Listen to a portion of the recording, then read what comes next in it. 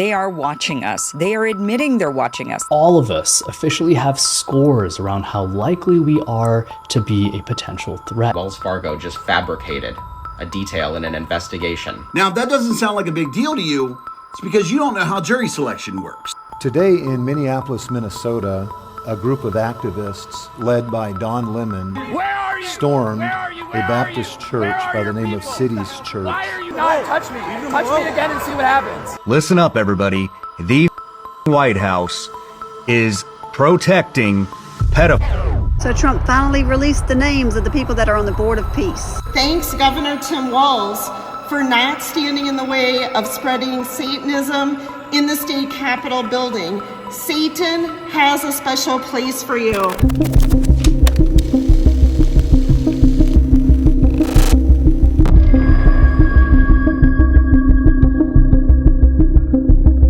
They are watching us. They are admitting they're watching us. They're building these databases to watch us, and many people are cheering it on. Don't be naive. Don't say this is the only way to crack down on illegal immigration. That is not true. That is a lie. Just like they fed the lie to all of these people that everybody needed a COVID vax passport in order to live life because that was going to keep you safe. It's happening. Of course, right now the excuse is they're using it on illegals in order to get them out of the country. And of course, this would never be used against American citizens, or would it? We're going to create a database. Those people that are arrested for interference, impediment, assault, we're going to make them famous. One question that many have had is, why doesn't ICE have body cams? Why are they using cell phones all the time and recording people? Maybe they aren't recording, but they're scanning faces instead. Read this caption under Getty. A Border Patrol agent scans the face of a driver as they stop and question him in the streets during an immigration enforcement operation. So they're scanning this person's face. Now you might say, well, they're only scanning the illegals. How do they know who's an illegal before they scan them? So when you see all of these ICE agents going around with their cell phones, they might be recording in order to make sure that they can shake you down later, but they're also maybe scanning faces. I mean, that's clearly what they are doing in some of the cases at least. But take a look at this. Palantir is working on a tool for immigration and customs enforcement that populates a map with potential deportation targets, brings up a dossier on each person, and provides a confidence score on the person's current address. And if they can compile the database on everybody, then they can identify the people they do not have data on. That is how they would identify an illegal. Think about that. How else would they identify an illegal? They don't have documentation. So the only way that they can identify an illegal is by,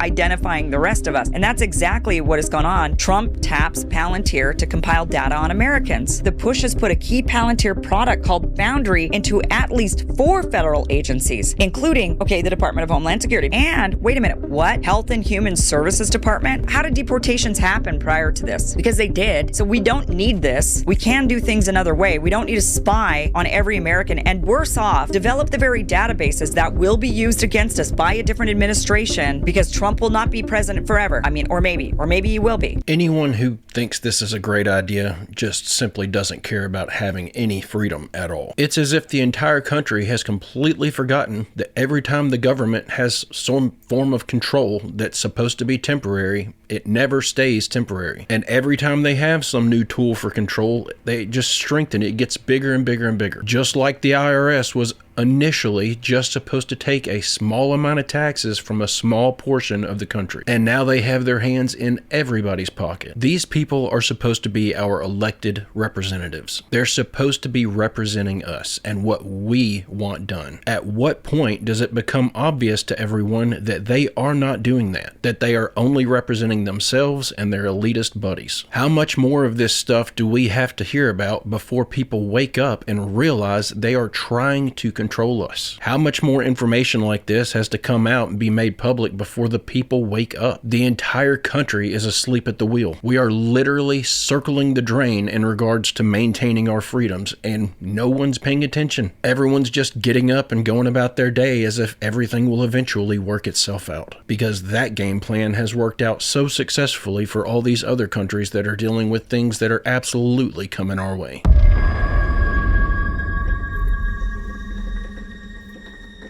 We now have information on the app that ICE uses to determine which neighborhoods to raid. It's called Elite, and in a testimony obtained by 404 Media, it's been revealed that it looks like Google Maps with pins for all the potential deportation targets. And interestingly, the targets include confidence scores, scores that indicate how likely they are to be at a potential location. ICE agents then drive to a location that's target rich and knock out waves of arrests. Now, Palantir is the company that is officially behind this technology. In case you didn't know, Palantir was tasked by the Trump administration to create a master database on every single person in the US, citizens and non-citizens alike. All of us officially have scores around how likely we are to be a potential threat. In the land of the free, every move, our social media behavior, and our location are all being monitored. In case you're unfamiliar with the rest of Palantir's work, they're actually the ones responsible for testing out their kill technology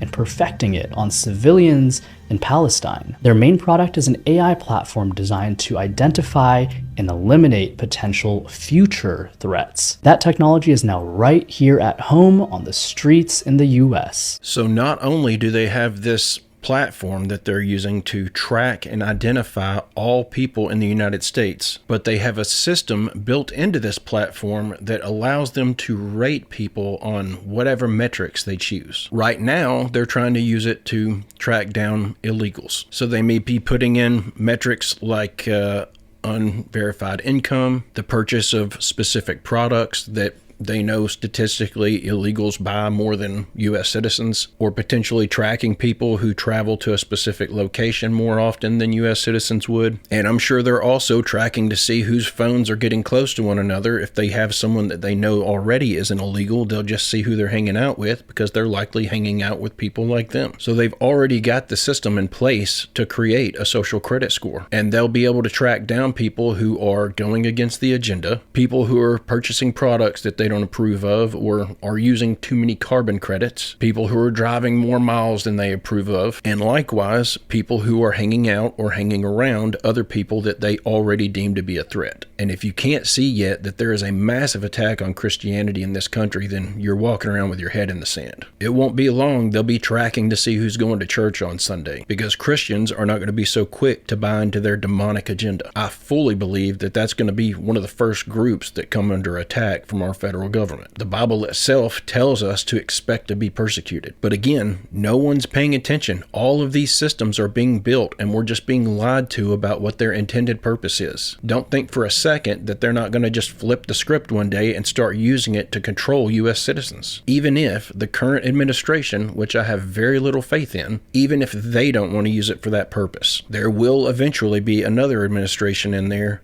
who is sitting on top of a tool that's just too good not to utilize. Hey, don't forget to hit like and subscribe if you haven't already, and don't forget to drop your theories and your comments in the comment section down below.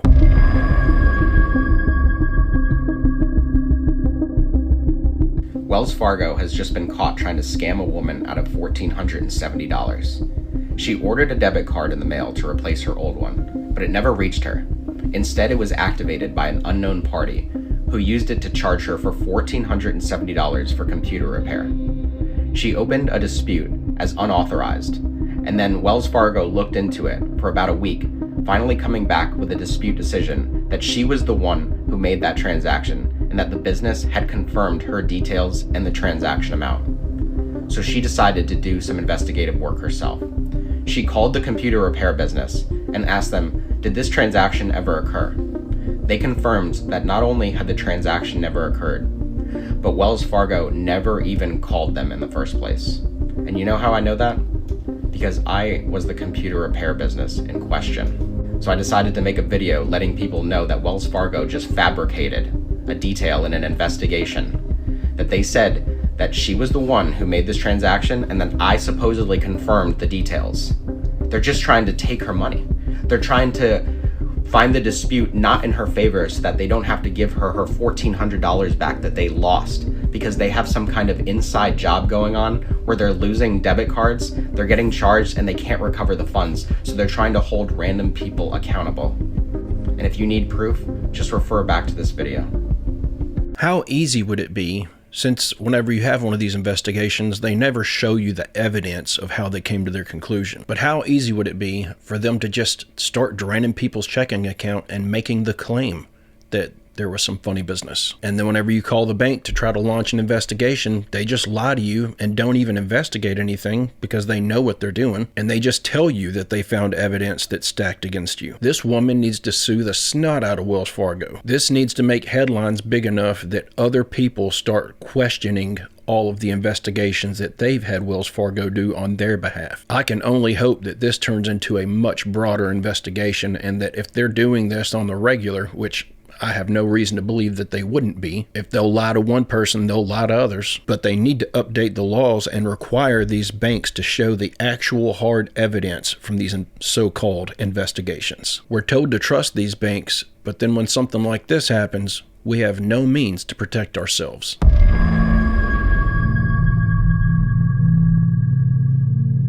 You know, the California court system is running into a little bit of an issue. See, they have a lot of court. So because of that, they need a lot of juries. But here's the problem they keep running into. Last year alone, they brought in people for jury duty and found that more than 450,000 of them didn't qualify. Do you know why they didn't qualify? They didn't qualify because they weren't citizens. Now, if that doesn't sound like a big deal to you, it's because you don't know how jury selection works. Because do you know where they get the list of people to bring in as a jury? The registered voter rolls. That's how you register for jury duty. When you register to vote, are determined to be eligible to vote, you are then eligible for jury duty. So what that means is that California had at least 450,000 people who were registered to vote, but were not citizens. Meaning that's 450,000 people in California who are illegally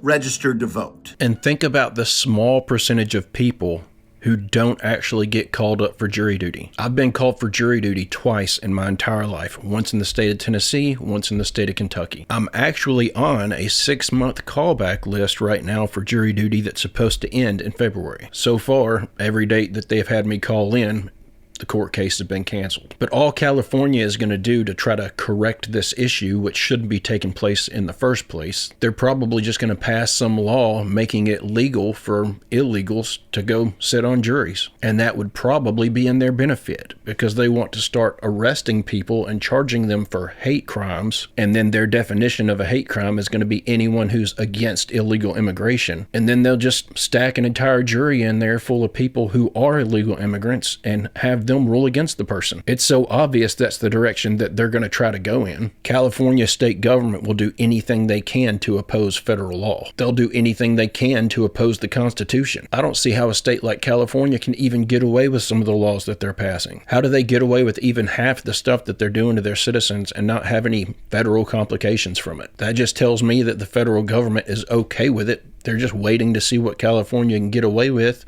and then they'll implement that stuff all over the country. California, to me, has turned into the China of the United States. It seems like every other state is just sitting back and watching what their people will put up with so they can implement that same stuff in their state. I honestly don't understand how everyone who lives there hasn't left already. California is so backwards, it would almost be better to be homeless somewhere else.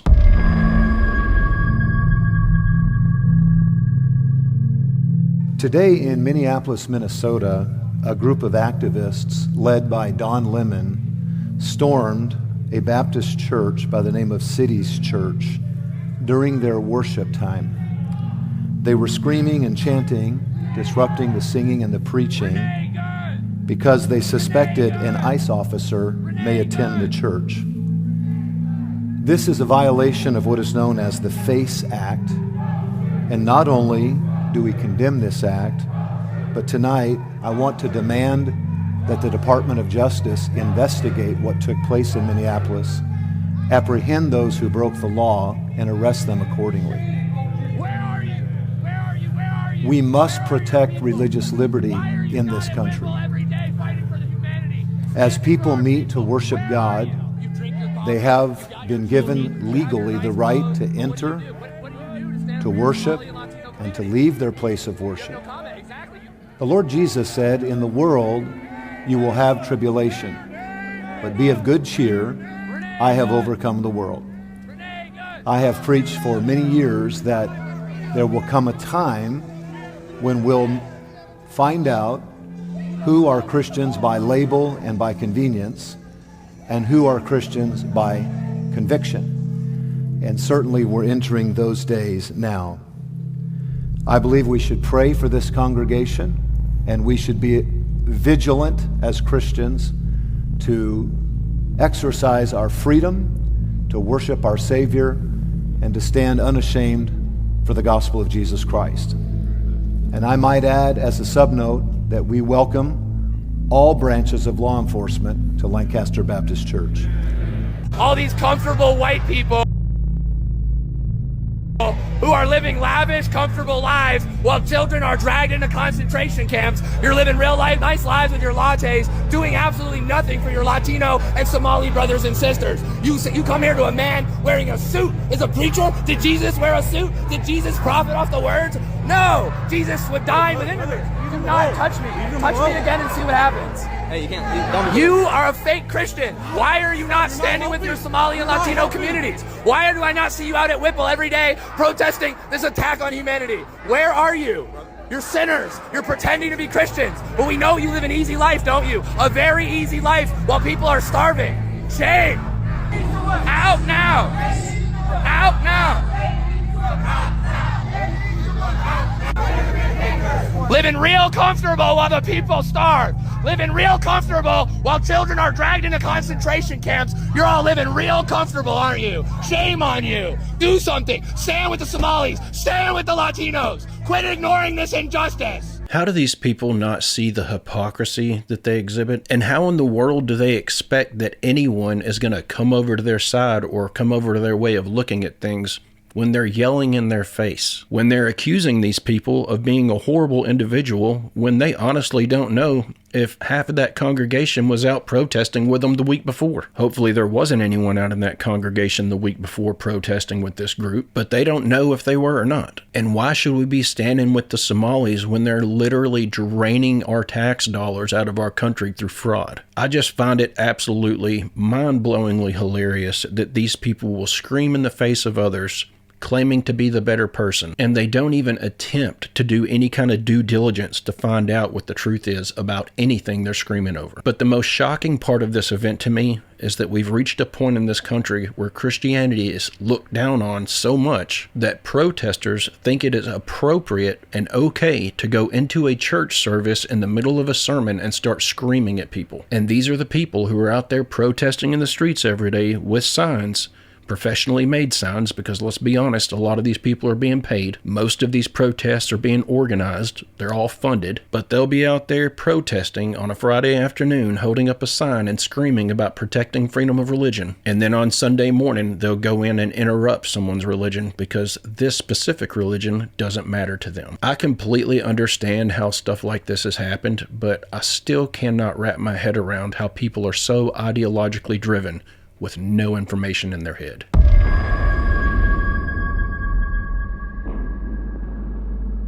How many files are there? There's 300 megabits is what Kash Patel said, the FBI director, and they've released 1 so far megabit. So it's like they've released less than 1%. So how is that legal? Isn't it illegal what they're doing? Well, it's illegal. It's obstruction of justice. A new president could prosecute them for what they're doing. They realize this, and that's why Pam Bondi has now said to the judge, okay, we have millions more documents we need to release. We need more time. And so... Why do they need time? It's a digital file. Why do you need time? So they've got actually 2/3 of the Southern District of New York attorneys working on this, apparently. Working on what? On redactions. Look, they need to look for some redactions, which is the survivors. But you know what? They've released some files with the survivors' names, but not the people who abused the survivors' names.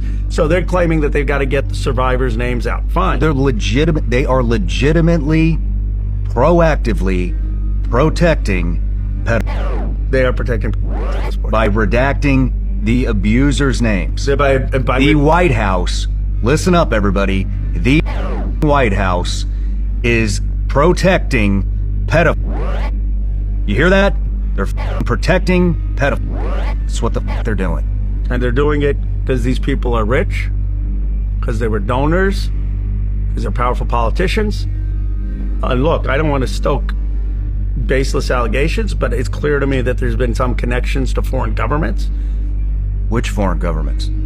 Oh, there's connections of certainly in the files to Israel. We need to know what those connections are. There have been questions and connections to Russia and the Russian oligarchs. Need to know what that information is. And from survivors' lawyers, they're saying there are other national security agencies involved. I mean, think about it. How does Epstein, as a school teacher, end up with $500 million? It's a great question. He didn't invent AI. You know, he's not like those founders who come to you doing some tech company. He's there and he's getting money from all these people. And he's got this ring of trafficking going on where he's farming out girls to different people. And he's having these parties on Epstein's island. Like, how is this not the biggest scandal that you got these rich, powerful people in our society who think they get to play by their own set of rules?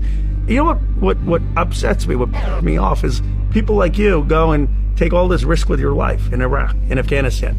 The guys who, whatever you think of Venezuela, the guys who took the risk of their lives with that, they have this honor to the country, sacrifice for our values. And you got rich and powerful people who think they've made a bunch of money, who can exploit American girls or girls who are girls of immigrants and have no consequence and get away with it.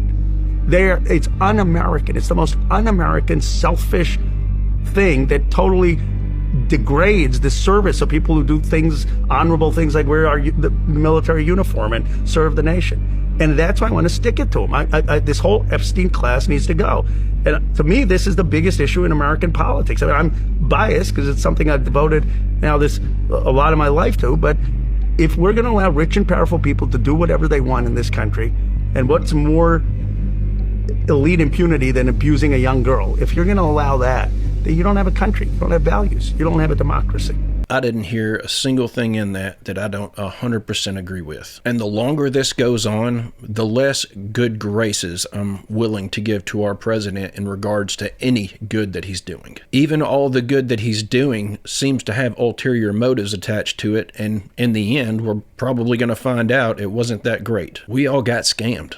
This whole election was a big Trojan horse. And Trump has turned out to be one of the biggest liars that I've ever seen in my entire life. He literally campaigned on stopping this, gets into office, and then starts gaslighting the American people and telling us this is nothing. This was all some scam put on by the Democrats. How ignorant does he think we all are? This is infuriating. This makes me feel disgusted to know that I'm a citizen of this country and we're allowing things like this to take place. And I love this country. It is not missed on me how fortunate I was to be born here. But this is supposed to be the one good place where stuff like this just doesn't happen. But this entire world has become so corrupted by sick, evil men. There's not a good country that does exist. I liken it to all these protesters out here who believe that they're above the rest of society because of their ideological views. When in reality, a lot of the things they're out here screaming and protesting about, they're involved in themselves, like being a roadblock in regards to freedom of religion. It's become blatantly obvious that the United States is just out here talking a big game. We're saying that we're above all these other countries who have all this corruption going on, and we're more corrupt than most of them are.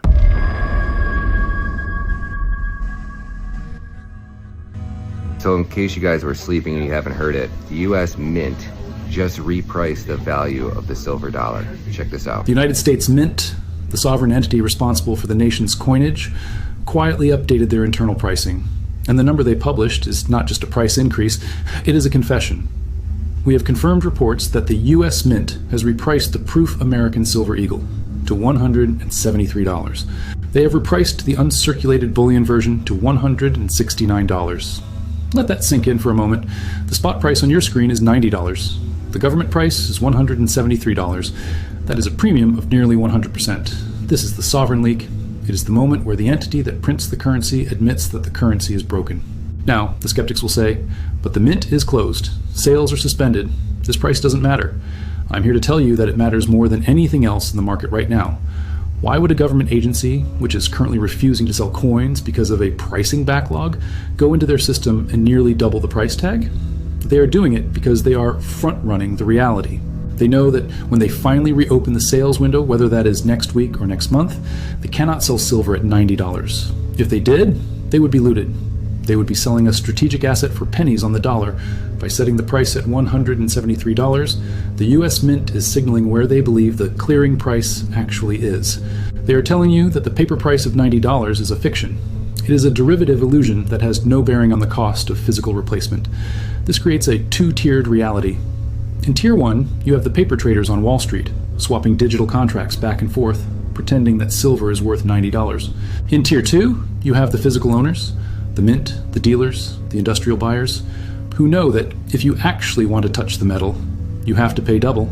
This disconnect is the definition of a broken market. When the spread between the paper price and the physical price hits $80, the exchange is no longer discovering price. It is discovering insolvency. Think about the psychology of this. If you are a retail investor and you see the government pricing silver at $173, are you going to sell your stack for $90? No. You're going to hold. You are going to wait. You're going to realize that your asset is worth far more than the bank is willing to pay you for it. This destroys the liquidity of the short sellers. The banks need you to sell so they can cover their positions. But the U.S. Mint just told every silver owner in America to hold on for dear life. They have inadvertently created the ultimate diamond hand narrative. And let's look at the timing.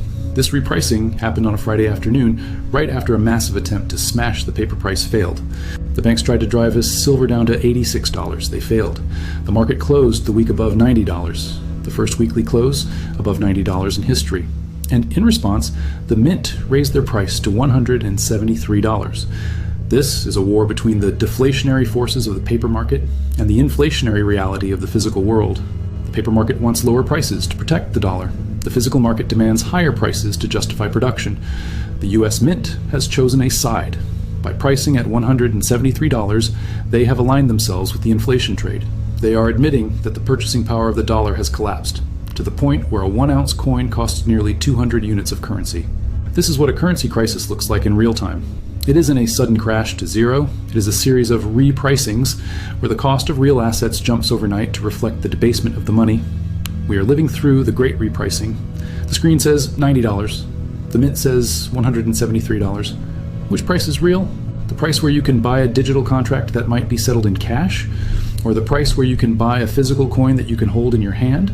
The answer is obvious. The physical price is the real price. Here we go. Whatever you have in your checking account, it just got cut in half. We're about to watch the collapse of the US dollar in real time. I've been saying for months that everyone needs to be prepared for this, that it's coming, and here we are. They are going to intentionally crash the value of our dollar to get rid of cash. This is how they switch us to a digital currency.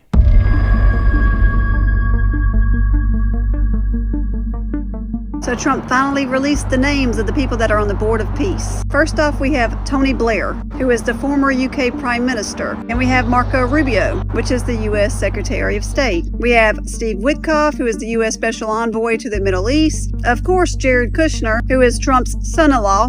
Billionaire Mark Rowan, and the CEO of Apollo Global Management. Gotta have those technocrats in there. We also have Ajay Banga, however you say it, president of the World Bank.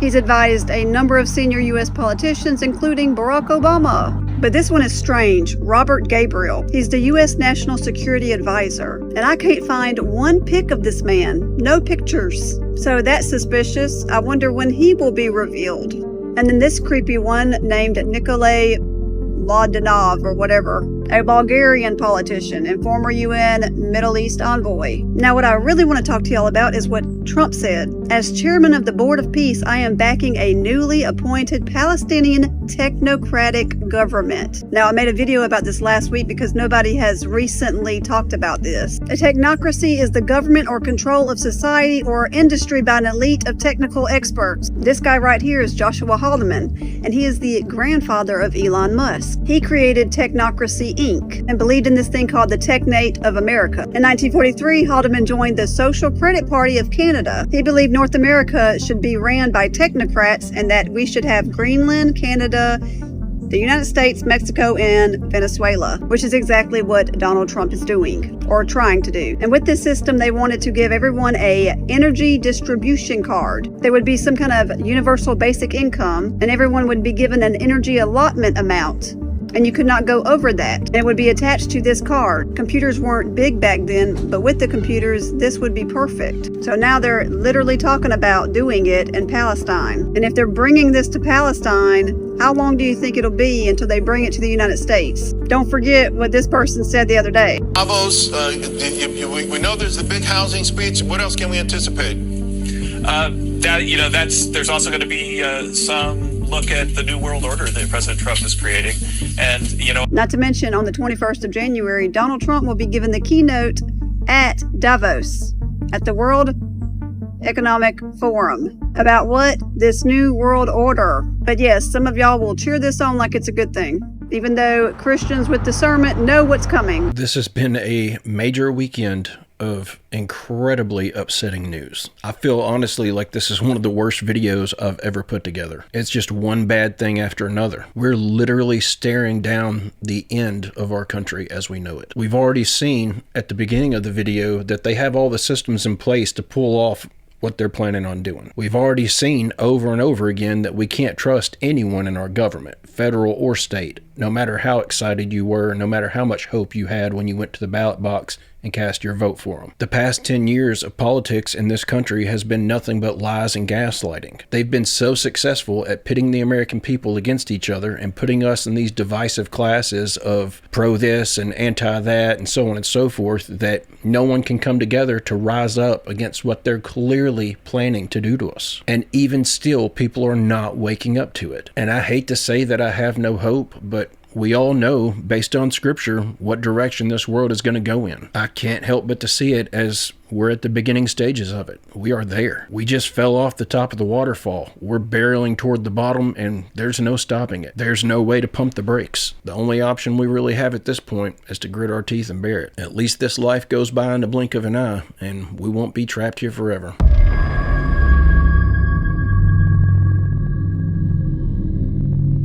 This is Representative Pam Altendorf coming live at you from the Minnesota State Capitol. I am on the ground floor, and as I was leaving my committee meeting today here earlier, I noticed that there is a new display here at the State Capitol, and it's for Governor Walz. It's right here on display. So let me see. I mean, I guess I can't flip my phone, but I'll see if I can show it to you. So this is what we have here, everyone. Let me read it to you. The Democratic Coalition of Satan Worshippers thanks Governor Tim Walz for not standing in the way of spreading Satanism in the State Capitol building. Satan has a special place for you. That's right, everyone. So the Democratic Coalition of Satan Worshippers, they have given some sort of plaque here to Governor Tim Walz. So let me be the first, I guess, to congratulate Governor Tim Walz for this very special award that has come from the Satan Worshippers here in the Minnesota State Capitol. Yes, everyone, this is true. I am live, not making this up. You can't make this up. I don't know what else to say. I would think if you're Governor Tim Walz, you could choose not to have up this plaque. I don't know why a governor of a state would want this plaque, but there it is. Let me show you. Here we are, live at the State Capitol, and the Satan Worshippers have thanked Governor Tim Walz. And let me repeat this. The last line says, Satan has a special place for you. I'm speechless. I think it's fairly obvious why he hasn't requested that to be removed. He just got exposed for being involved in all this Somali corruption, and so he's on his way out the door. He doesn't care what people think about him. He doesn't care that everyone is aware of his agenda. I could about guarantee if we had more governors who are on their way out the door because of exposed corruption, we'd be seeing a lot of this. This is how the vast majority of all of them are aligned. This is why the White House is protecting the people that it's protecting. They're all a part of this demonic, satanic agenda. But that being said, it is still kind of shocking to find out that that is literally sitting there in the Minnesota State Capitol and no one's doing anything to hide it. But guys and gals, I'm going to go ahead and end the video right there. I hope you enjoyed these clips we watched together today. God willing, I'll be back tomorrow with another one. I hope you come back to join me. Don't forget to leave a like and subscribe if you haven't already, and don't forget to drop your theories and your comments in the comments section down below. But guys and gals, I hope everyone has a great, safe, fantastic rest of your day, and I will see you all tomorrow.